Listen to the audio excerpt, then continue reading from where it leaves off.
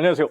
새해 결심이 무너질 때 보면 좋은 채널, 나보다 먼저 새해 결심이 무너진 유튜버가 있어 안심이 되는 채널 기즈모입니다. 저는 한 이틀 만에 무너졌습니다. 새해가 무슨 의미가 있습니까? 어제랑 똑같은 하루일 뿐이죠. 그리고 우리에겐 진짜 새해인 설날이 있습니다. 그러니까 앞으로 한 달 정도 더 대강 살아도 됩니다. 안심이 되네요.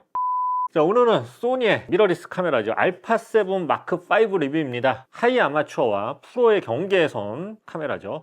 제가 13년 전에 제가 처음 소니 알파7 시리즈가 나왔을 때가 생각나네요.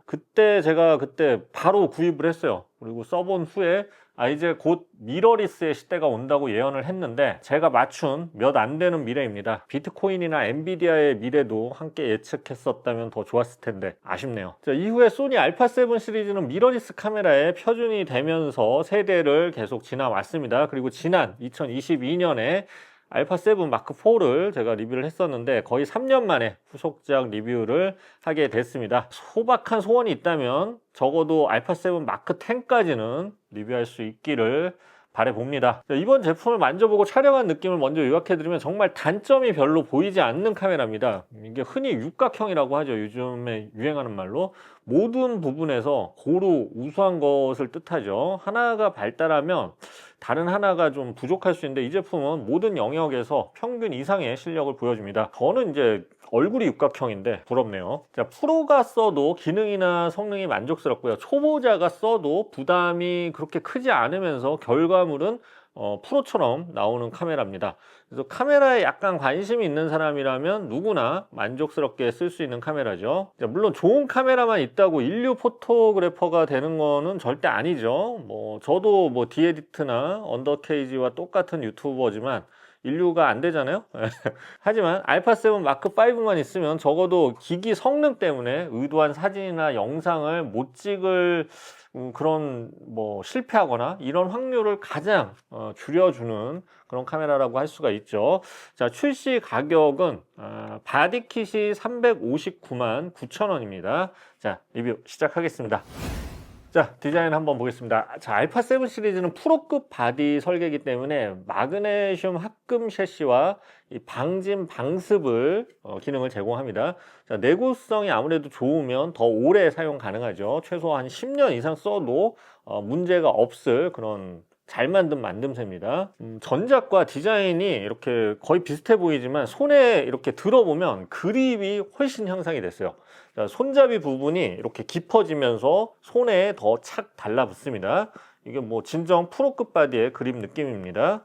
경량 카메라는 1kg이 넘는 대형 렌즈를 끼면 이 그립이 안정적이지 못한데요. 이 알파7 마크5는 손가락 전체에 고루 힘이 실리면서 아주 안정적으로 파지가 됩니다. 자, 새끼손가락도 굉장히 안정적으로 이렇게 거치가 되고요. 자, 무게는 배터리 포함 695g으로 전작에 비해서 한 5% 정도 무거워졌는데 그래도 보통 프로바디 하면 한 1kg에 육박하잖아요. 이런 프로바디에 비해서는 한결 부담이 덜합니다.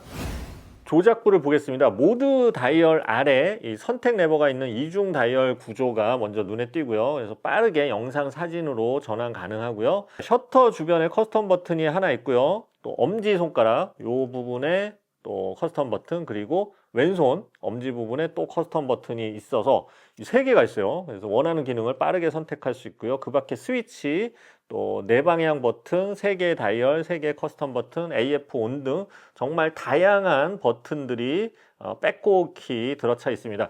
버튼이 좀 많아서 초보자에게는 초반에는 좀 헷갈리는데 자주 이렇게 카메라를 쓰다 보면 또 이 전문가분들은 아주 빠르게 세팅이 가능하고 의도된 사진과 영상을 빨리빨리 전환하기에 아주 좋은 구조입니다. 자, 뷰파인더 보면, 자, 이렇게 보면 369만 도트로 스펙상 화소는 이렇게 전작과 그대로입니다. 근데 직접 보면 굉장히 선명해요. 훨씬 밝아졌어요. 그리고 블랙아웃 프리 촬영이라고 해서 연사를 할 때 원래 이번 장하고 다음 장 찍힐 때 잠깐 검은 화면이 보이면서 이 피사체가 눈에 보이지 않는 그런 현상이 있는데 요거는 초당 30프레임 연사 시 이렇게 검은 화면이 보이지 않아요. 해볼게요. 검은 화면이 보이지 않아요. 이렇게. 그래서 촬영 시에도, 연사 촬영 시에도 피사체 궤적을 끝까지 따라갈 수가 있습니다. 자, 디스플레이는 3.2인치 209만 화소로 터치식 디스플레이고요. 상당히 커지고 세밀해졌습니다. 이 디스플레이의 크기나 질은 거의 모든 카메라 통틀어 최고 수준이고요.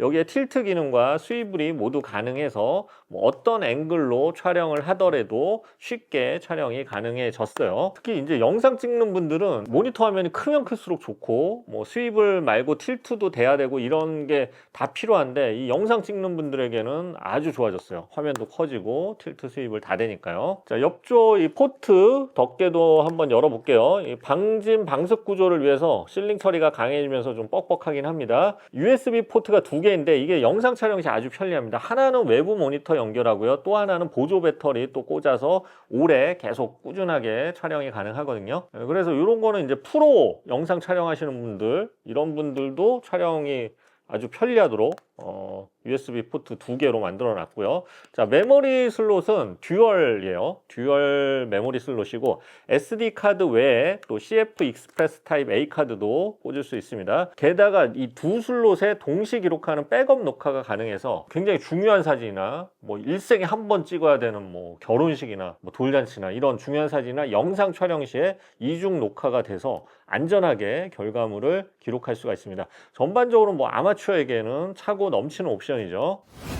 자, 화질을 알아보겠습니다. 센서 크기는 풀프레임이고요. 뭐 화소 수도 전작과 같은 3300만 화소, 그래서 그대로 해서 언뜻 보기엔 달라진 게 없는데, 이 센서의 이 기술과 영상 엔진이 달라졌습니다. 자, 센서는 부분 적층형 센서라서 읽기 속도가 굉장히 빨라졌고요. 영상 엔진도 기존에 비해서 상당히 빨라졌습니다.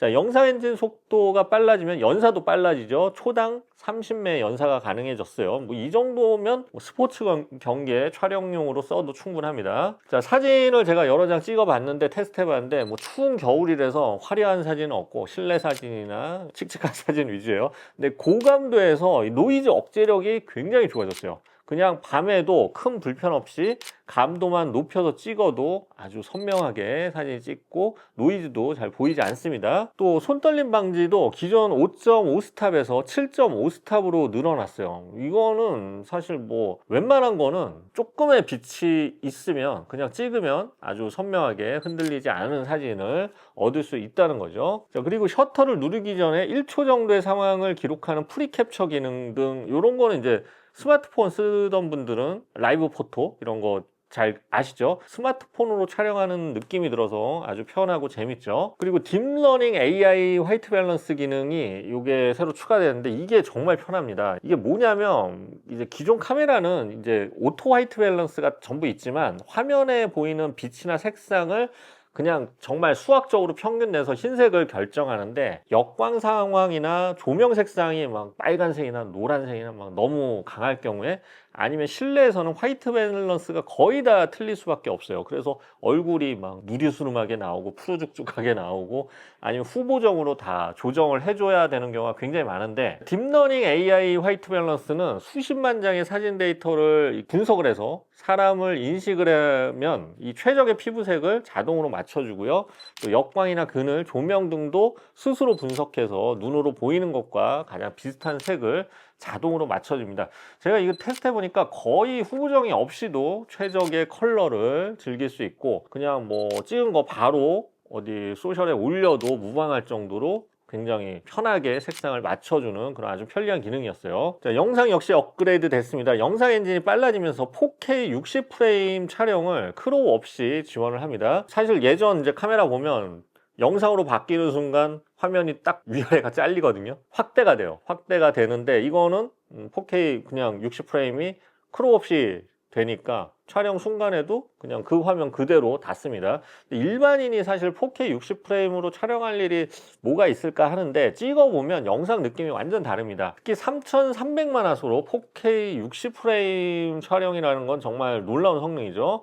게다가 시간 제한이 없이 촬영이 가능합니다. 일반적으로는 4K 촬영 뭐 30프레임을 해도 1시간 내에 다 끊기는 게 많거든요. 그런 카메라가 많은데 알파 7 마크 5는 일반적인 25도 정도 온도에서는 2~3시간 이상 촬영해도 끊김없이 촬영이 가능하다고 해요. 그래서 뭐 장시간 촬영이 필요한 사람, 브이로그 찍는다든지 저처럼 유튜버에서 방송을 한다든지 아니면 뭐 장기적으로 기록을 한다든지 이런 분들에게는 참 유용한 기능이죠. 다만 4K 60프레임 촬영 시에는 고속 기록이 가능한 CF 익스프레스 타입 A 카드가 필요합니다. 타입 B 사시면 안 돼요. 안 들어가요.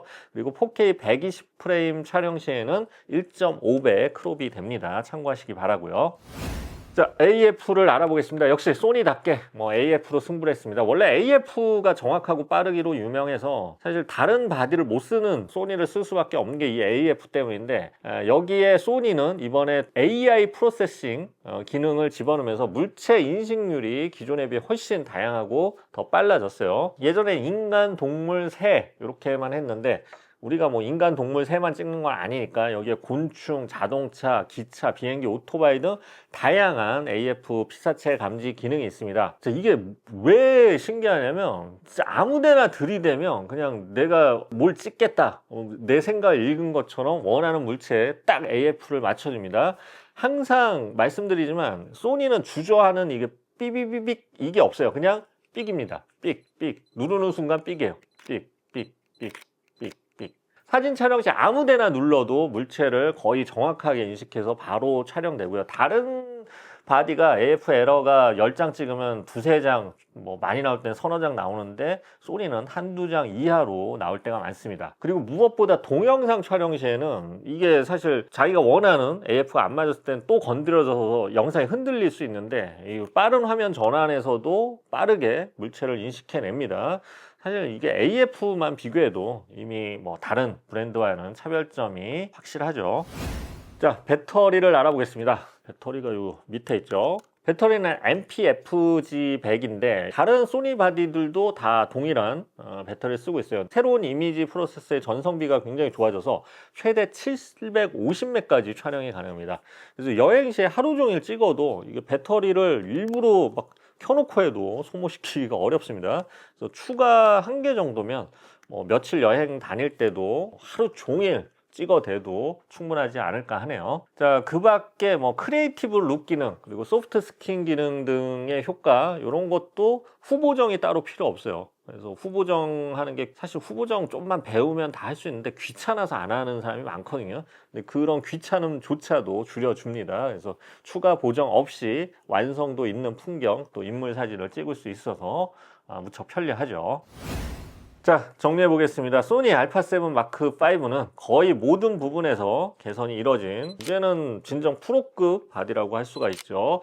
방진 방습 바디와 각종 커스텀 버튼 그리고 새로 적용된 적층현 센서와 7배 향상된 영상 엔진이 적용됐고요. 특히 인공지능 AI 프로세싱이 적용된 AF를 탑재해서 더 빠르고 쉽게 피사체를 인식 가능합니다. 자, 여기에 이 초당 30프레임 연사 4K 60프레임 무제한 영상 촬영, 최대 7.5스탑의 손떨림 방지 기능 등 하이 아마추어 사용자부터 프로 사용자까지 모두를 만족시킬 만한 옵션들을 잔뜩 집어넣었고요. 그래서 뭐 결과적으로 장비가 좋다고 사진이나 영상을 잘 찍는 건 아니지만 장비 때문에 사진 망치는 일은 거의 없어질 것 같습니다. 아쉬운 점이 있다면 전작에 비해 무게가 살짝 무거워졌고요. 이 프로급 바디로 진화하면서 가격도 350만 원대로 살짝 부담스러워진 점은 아쉬움으로 남습니다. 자, 리뷰는 여기까지고요. 날씨가 굉장히 춥습니다. 추운 날씨에 독감이나 코로나 같은 거 조심하시고요. 이거 빨리 봄이 와서 이렇게 사진 찍으러 나가고 싶네요. 그날을 기다리면서 지금까지 기주몽이었습니다. 감사합니다.